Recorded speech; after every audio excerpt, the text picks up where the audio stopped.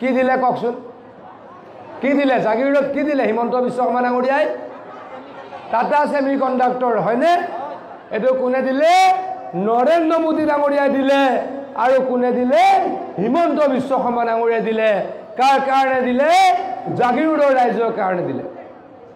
পালিগুৰি মানৰ পৰা এটা ভাড়া ঘৰ বিচাৰি আছে বিচাৰিছেন নাই পালিগুৰিৰ পৰা ভাড়া ঘৰ এতিয়া লাগেই একেবাৰে সোণাপুৰৰ পৰা নেলিলৈকে সেমিকন্ডাক্টৰ ইণ্ডাষ্ট্ৰীত চাকৰি কৰা ল'ৰা ছোৱালীয়ে ভাড়া ঘৰ বিচাৰিছে আৰু 3 বছৰৰ পিছত জাগিৰোডৰ পৰিৱেশ বদলি হৈ যাব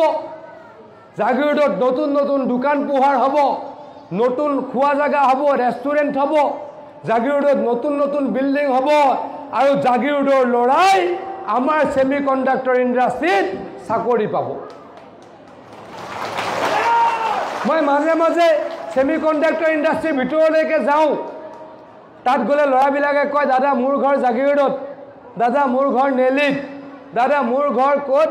জাগিৰ বকত গাঁৱত এতিয়া যদি প্ৰায় 1500 ল'ৰা ছোৱালীয়ে তাত চাকৰি কৰি আছে তাৰ ভিতৰত 1000 ল'ৰা ছোৱালী অসমৰ আৰু মিনিমাম অতি কমেও 400 হ'ল এই জাগিৰোড সমষ্টিৰ